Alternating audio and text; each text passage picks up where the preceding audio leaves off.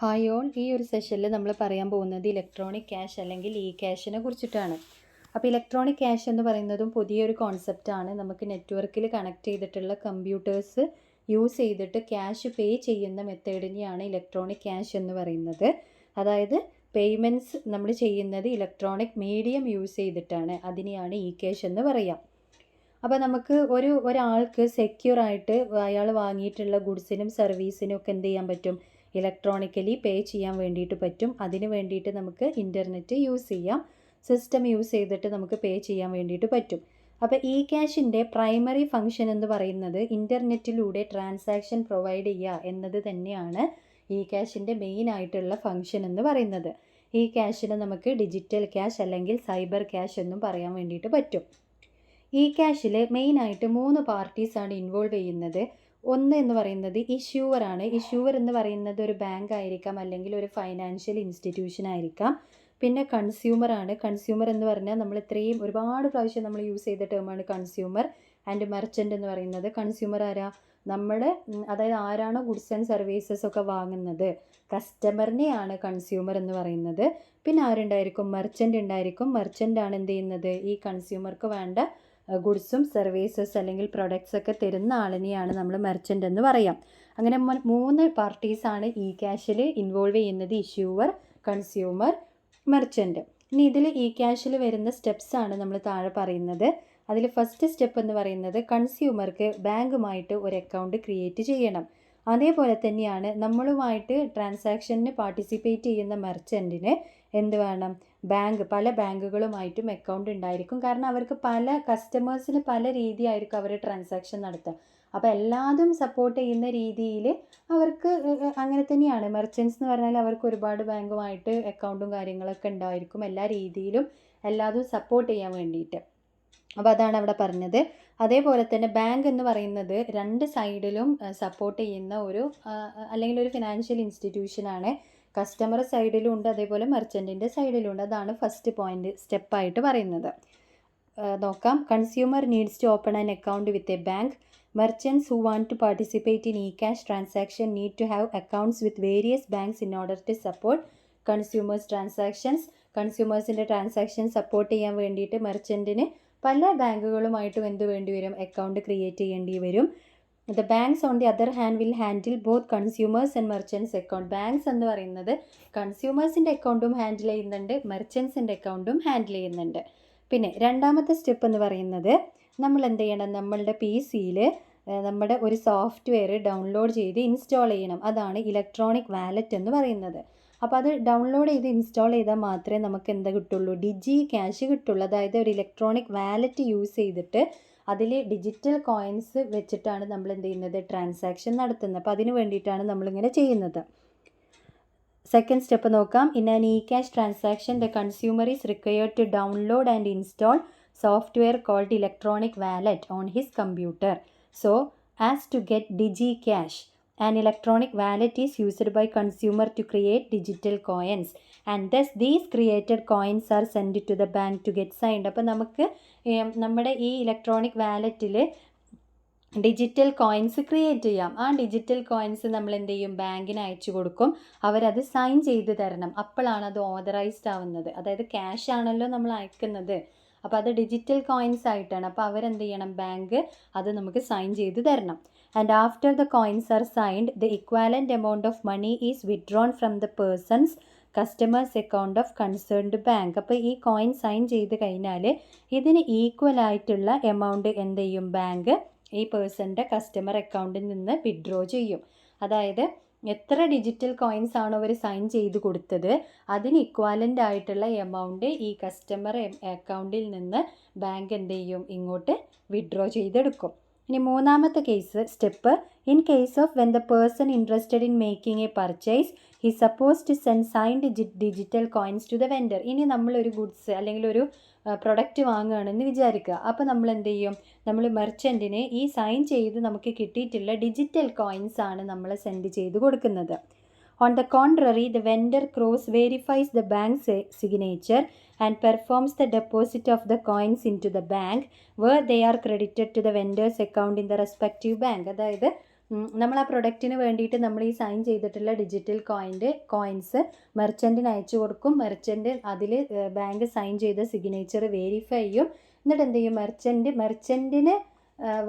മെർച്ചൻറ്റിൻ്റെ സൈഡിലുള്ള ബാങ്കിന് അത് അയച്ചു കൊടുക്കും. അപ്പോൾ ആ ബാങ്ക് എന്ത് ചെയ്യും, അതിന് ഇക്വാലൻ്റ് ആയിട്ടുള്ള എമൗണ്ട് ഈ മെർച്ചൻറ്റിൻ്റെ അക്കൗണ്ടിലേക്ക് ഇട്ട് കൊടുക്കും. ഇതാണ് മൂന്നാമത്തെ സ്റ്റെപ്പ്.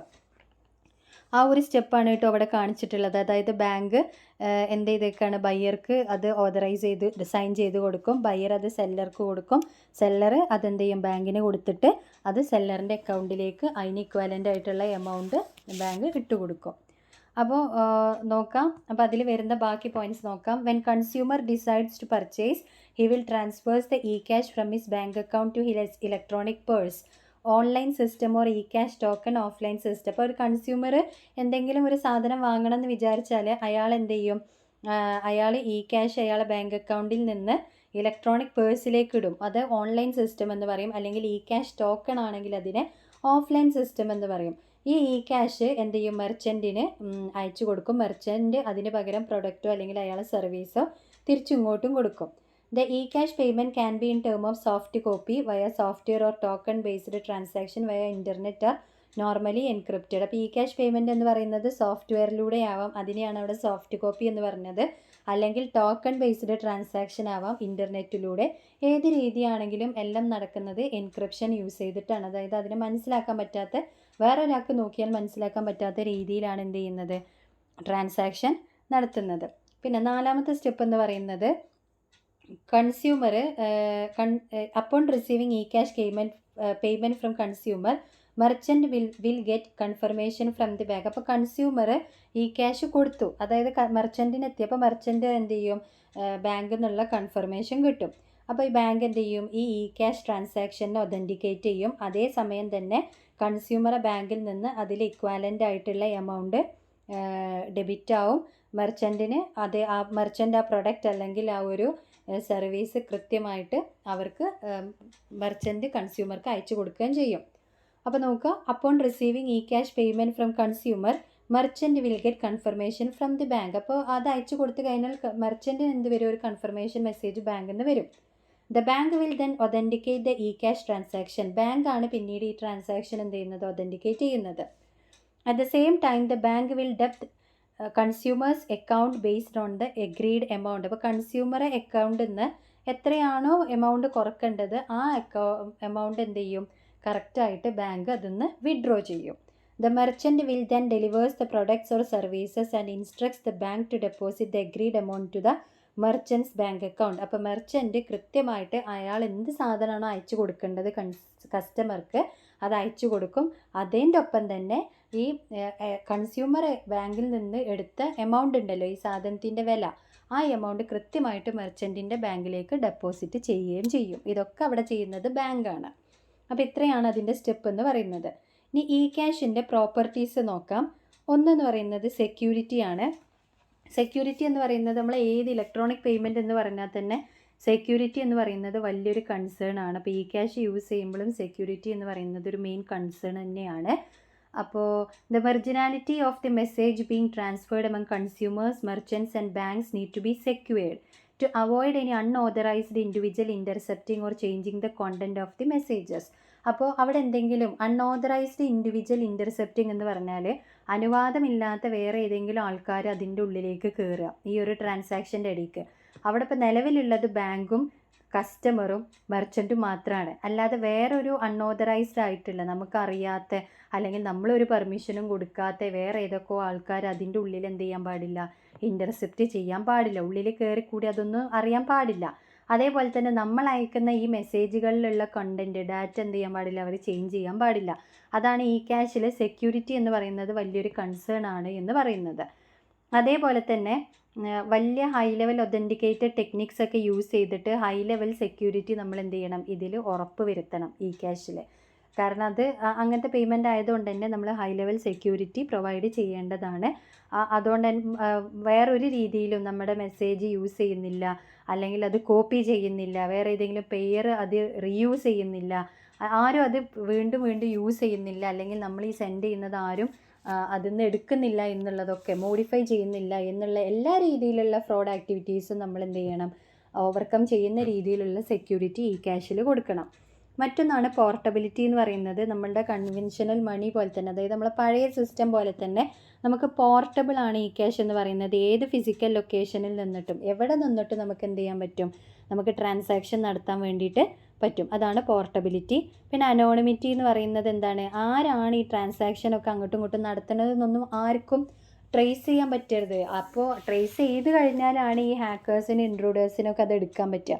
അപ്പോൾ അതിനൊരു അനോണിമിറ്റി ഉണ്ടാവണം. എപ്പോഴും ഒരു അനോണിമിറ്റി എന്ത് ചെയ്യണം, മെയിൻറ്റെയിൻ ചെയ്യണം. ട്രാൻസാക്ഷൻ ഒരിക്കലും ട്രേസ് ചെയ്യാൻ പറ്റരുത്. അപ്പോൾ അത് നമ്മളെ കൺവെൻഷനൽ പണിയിലും അങ്ങനെയാണല്ലേ. Similar to coins and paper notes there should not be any link or trace to individual who uses the e cash for any transaction. നമ്മൾ പണ്ട് ഇപ്പോൾ അത് ആര് കൊടുത്ത് കോയിനാ അല്ലെങ്കിൽ ആര് കൊടുത്ത് 10 രൂപേൻ്റെ നോട്ടാന്നൊന്നും ഇപ്പോൾ നമുക്ക് കൃത്യമായിട്ട് അറിയാൻ പറ്റില്ല, ട്രേസ് ചെയ്യാൻ കഴിയില്ല. അതായത് അതങ്ങനെ കൈമാറി പോകുന്നതാണ്. അപ്പോൾ അതേപോലെ തന്നെ നമുക്ക് ഇ ക്യാഷ് പേയ്മെൻറ്റും ഈ ട്രാൻസാക്ഷനും എന്ത് ചെയ്യാൻ പറ്റരുത്, ട്രേസ് ചെയ്യാൻ പറ്റരുത്. ട്രേസ് ചെയ്ത് കഴിഞ്ഞാലാണ്, അതായത് അവിടെ ഇങ്ങനെ അവർ നമ്മുടെ ഈ ട്രാൻസാക്ഷൻ ഇങ്ങനെ ഓൺലൈനിൽ നടക്കുന്നത് വേറെ ഏതെങ്കിലും ആൾക്കാർ മോണിറ്റർ ചെയ്ത് കഴിഞ്ഞാൽ തീർച്ചയായിട്ടും അവിടെ എന്തുണ്ടാവും, പ്രശ്നങ്ങളുണ്ടാവും. അവരതെങ്ങനെയെങ്കിലും ഏതെങ്കിലും ആക്ടിവിറ്റി യൂസ് ചെയ്തിട്ട് അത് എടുക്കാനൊക്കെ നോക്കും. അപ്പോൾ ഈ ഫിനാൻഷ്യൽ സർവീസസിന് നമ്മൾ എന്ത് ചെയ്യുക, സർവെയിലിയൻസിന് നമ്മൾ എന്ത് ചെയ്യരുത് ഒരിക്കലും, അതിൻ്റെ എല്ലാം ഓവർകം ചെയ്തിട്ടുള്ള ഒരു ഇതിലായിരിക്കണം ഇ ക്യാഷ് ട്രാൻസാക്ഷൻ നടക്കേണ്ടത്. പിന്നെ ട്രാൻസ്ഫറബിലിറ്റി ആണ്, അതായത് ഒരാളിൽ നിന്ന് മറ്റൊരാൾക്ക്, അതായത് ഏത് ബാങ്കിലേക്കാണെങ്കിലും നമുക്ക് ഈസി ആയിട്ട് എന്ത് ചെയ്യാൻ പറ്റും, ഈ ക്യാഷ് ട്രാൻസ്ഫർ ചെയ്യാൻ പറ്റും. allow consumers to transfer e-cash from one person to another without a need to refer to the bank. അതേത് ബാങ്ക് എന്നുള്ളതല്ല. അപ്പോൾ നമ്മൾ നേരത്തെ പറഞ്ഞു കസ്റ്റമറായിട്ട് കണക്ട് ചെയ്യുന്ന ബാങ്ക് വേറെയും മെർച്ചൻറ്റിൻ്റെ സൈഡിൽ വേറെ പല ബാങ്കുകളും ആയിരിക്കും. അപ്പോൾ അത് ഏത് ബാങ്ക് എന്നത് നോക്കേണ്ട ആവശ്യമില്ല. ഒരാളിൽ നിന്ന് മറ്റൊരാളിലേക്ക് നമുക്ക് എന്ത് ചെയ്യാൻ പറ്റും, ഈ ക്യാഷ് ആയിട്ട് നമുക്ക് വേഗം ട്രാൻസ്ഫർ ചെയ്യാൻ പറ്റും. അതിനെയാണ് ട്രാൻസ്ഫറബിലിറ്റി എന്ന് പറയുന്നത്. നമുക്കങ്ങനെ അയക്കാൻ വേണ്ടിയിട്ട് ബാങ്കിനെ കോൺടാക്റ്റ് ചെയ്യാനോ അല്ലെങ്കിൽ ഇത് അങ്ങനെ ആണോ എന്ന് ഒതൻറ്റിക്കേറ്റ് ചെയ്യേണ്ട ആവശ്യമൊന്നുമില്ല. നമുക്കത് ഡിജിറ്റൽ കോയിൻസ് സൈൻ ചെയ്ത് കിട്ടിയാൽ മാത്രം മതി. അല്ലാത്തൊരു പ്രോബ്ലം അവിടെ ഇല്ല. പിന്നെ ഡിവൈസിബിലിറ്റി ആണ്. ഡിവൈസിബിലിറ്റി എന്ന് പറഞ്ഞാൽ നമുക്ക് സ്മോൾ എമൗണ്ട്സിന് ഇതിൽ നിന്ന് എടുക്കാൻ പറ്റുന്ന പ്രോപ്പർട്ടിയാണ് ഡിവൈസിബിലിറ്റി എന്ന് പറയുന്നത്. അതായത് ഡിജിറ്റൽ ക്യാഷിനെ സബ് ഡിവൈഡ് ചെയ്ത്, അതായത് ചെറുതാക്കി ഡിവൈഡ് ചെയ്തിട്ട് സ്മോളർ ഡിനോമിനേഷൻസ് ആക്കി മാറ്റാൻ വേണ്ടിയിട്ട് പറ്റും. അപ്പോൾ നമുക്ക് ചെറിയ ട്രാൻസാക്ഷനൊക്കെ ഉണ്ടെന്നുണ്ടെങ്കിൽ നമുക്ക് ചെറിയ എമൗണ്ട് കൊടുത്താൽ മതിയാവില്ല. അപ്പോൾ ചെറിയ എമൗണ്ട് നമ്മളിങ്ങനെ ഡിവൈഡ് ചെയ്ത് വെച്ച ചെറിയ എമൗണ്ടുകൾ എടുത്തിട്ട് നമുക്ക് എന്ത് ചെയ്യാൻ പറ്റും, ട്രാൻസാക്ഷൻ നടത്താൻ വേണ്ടിയിട്ട് പറ്റും. അതിനെയാണ് മൈക്രോ പേയ്മെൻറ്റ് എന്ന് പറയുന്നത്. ആ ഒരു പ്രോപ്പർട്ടിനെയാണ് നമ്മൾ ഡിവൈസിബിലിറ്റി എന്നും പറയുന്നത്. പിന്നെ നമ്മൾ എല്ലാ കേസിലും പറയുന്ന പോലെ തന്നെ യൂസർ ഫ്രണ്ട്ലി എന്നതാണ്.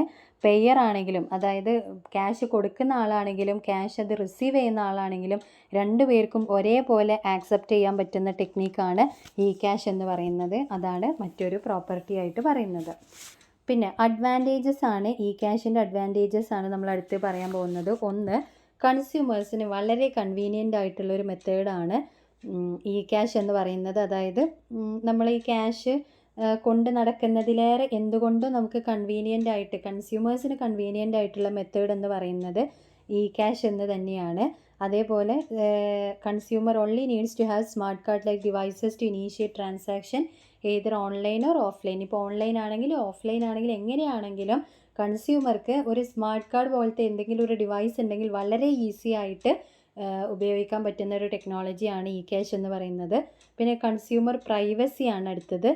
നമ്മൾ നേരത്തെ പറഞ്ഞു അനോണിമിറ്റി എന്നത് അതിൻ്റെ ഒരു പ്രോപ്പർട്ടിയാണ്. അതുകൊണ്ട് അതിൻ്റെ അതാര് എങ്ങനെ എന്ത് എന്നുള്ള ഒരു കാര്യങ്ങളും ഒന്നും ട്രേസ് ചെയ്യേണ്ട ആവശ്യമില്ല. അതാണ് കൺസ്യൂമർ പ്രൈവസി. അവിടെ അനോണിമിറ്റി ഉണ്ട്, അനോണിമസ് ആണ് അത് എന്നുള്ളത്. Consumers are also able to make transactions without the need of third party verification. മൂന്നാമതൊരാൾ വെരിഫൈ ചെയ്തിട്ടൊന്നും വേണ്ട ട്രാൻസാക്ഷൻ നടത്താൻ. നമുക്കൊരു ബാങ്ക് അക്കൗണ്ട് വേണം, അവർ ആ എമൗണ്ട് സൈൻ ചെയ്യണം എന്നതേ ഉള്ളൂ. അല്ലാതെ ഇത് ആർക്കെങ്കിലും അയക്കുമ്പോൾ തന്നെ നമുക്ക് എപ്പോഴും ഇങ്ങനെ അതിൻ്റെ വെരിഫിക്കേഷൻ നടത്തേണ്ട ആവശ്യമൊന്നുമില്ല.